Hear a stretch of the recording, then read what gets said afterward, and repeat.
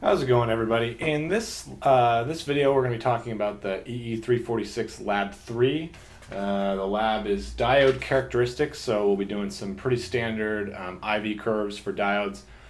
So let's take a look at this first circuit here. This is actually a LTSpice version of what the pre-lab asks you to plot. So notice the first thing here is this this dot include for this text file. This is a dot model file. It's very similar to what you used in Lab 1. It's also similar to how we included that op-amp model file in Lab 2. So this is a more better description for the 1N4001 diode. So we'll be using this for all our simulations. Hopefully it'll give us a little bit more accurate results than using the default diode. So notice the circuit here, I actually have a current source instead of a voltage source, and effectively this is just going to run the current. I'm going to sweep this current source, so I don't think any of us have done this DC sweep, so dot DC, sweeping the source IF from 0 to 10 milliamps in 1 microamp intervals.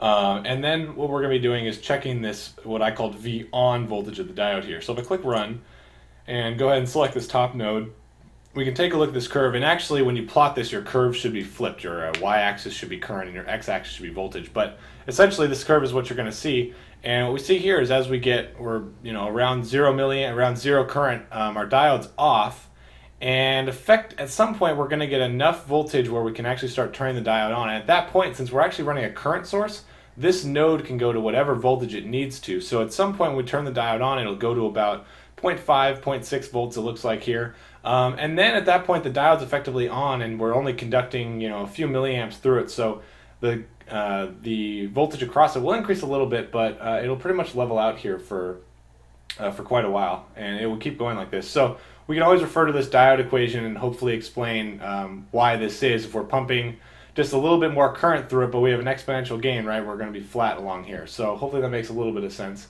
Now let's go on to the next circuit, and that's this reverse characteristics one. So first thing I need to do is uncomment out this sweep. Okay, so now we have the reverse characteristics, and I got an interesting question. And so notice this VR, I'm doing a DC sweep, this is a voltage source this time, but this VR is actually a negative value. So even though it's 0 to 16 positive on the voltage sweep, this VR is negative because the anode of the diode is right here and the cathode is here. So actually this is negative voltage when we're looking at the in respect to what the diode is seeing. So just be aware of that, and actually for this circuit as well, this equation, this ID, will work just fine for the reverse bias characteristics too, at least for if we assume an ideal diode. So here we have this resistor in here, and the reason for that is if you don't do a DC sweep in practice with the resistor in here, it's very dangerous. You can actually damage your diode by you get thermal runaway. So we always want, if we're testing a diode, we want to have this resistor in here if we're using a voltage source. It's actually okay to use a current source, but for this one a voltage source will be just fine. So what we're doing here is we're sweeping the reverse voltage from 0 to 16 volts, and notice again, I believe my axes are going to be flipped.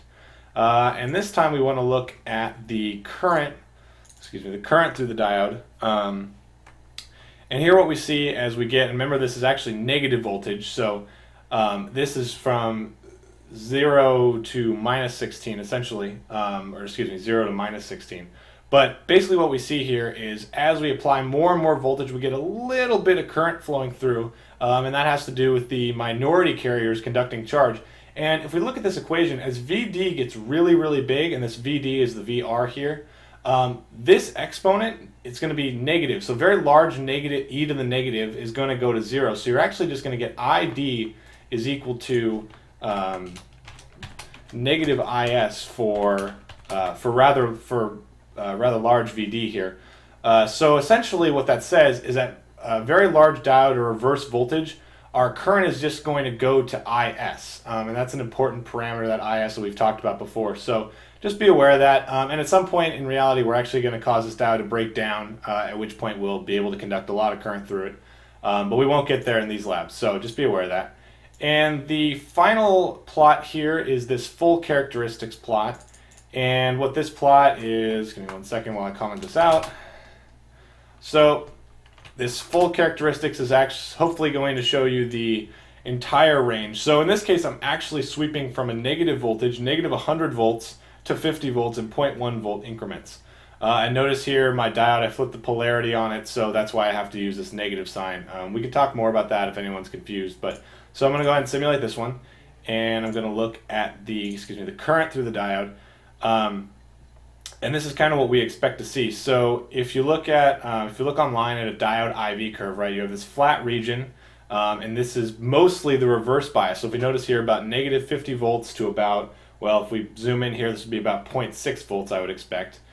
We have almost no current conducted. And then as we go over 0.6, we have become limited by this resistor, and that's why we see this steady linear increase in current as it is.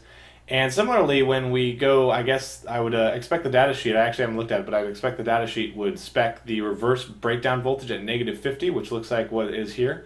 And at negative 50 volts, this diode actually, we have a high enough potential to break down that PN junction. We can actually start conducting current through it, even though the diode is reverse biased. And we also see at this point that the diode is effectively a short, so we're actually limited by the current, by the resistor again here in this region.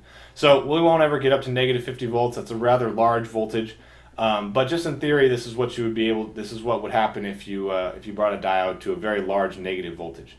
So that's pretty much it for this video. I will probably have some pre-lab simulations for you to do. So I will see you Tuesday. Oh, and actually, before I forget, there's one important thing about this lab. So if we look at the lab report on, I believe, the second page of Lab 3, we'll see this interesting circuit. And it's actually not a very complicated circuit. If you look at it, it's just a resistor, a diode, and in this case, a function generator. But what's interesting is the way we're hooking up to it. So this vertical in and this horizontal in correspond to scope probes, and this is actually how you're going to hook it up. So let's take a look at this. Notice our ground is at a very weird place here. So our ground is between our resistor and our diode, not at the negative end of this function generator. So that doesn't mean that you can't connect this. In fact, in this case, the back end of the diode, or excuse me, the anode of your diode is going to go to the negative side of your function generator. But with respect to your test equipment, your 0 volt mark is actually going to be between these two components.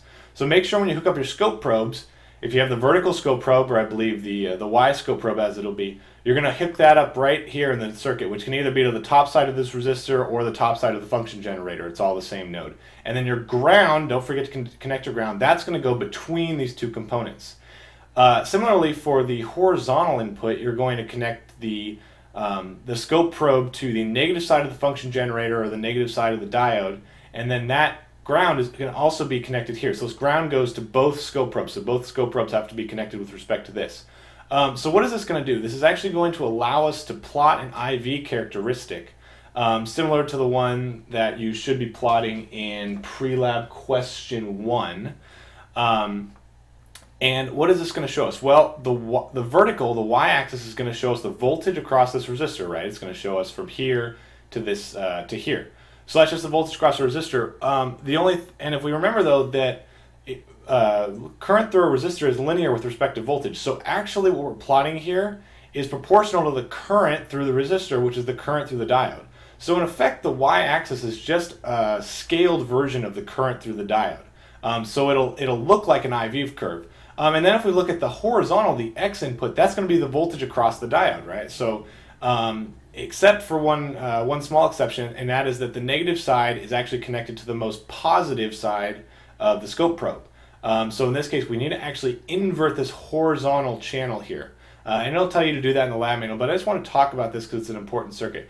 So anyways, the key points here are hook up your scope probe with the clippy part to wherever it says vertical in or horizontal in, and then both of those little ground alligator clips on the scope probe are going to go between the diode and the resistor.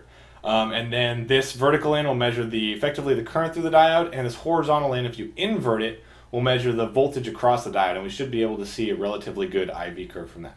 So that's all I have for this video, and I will see you in lab this week.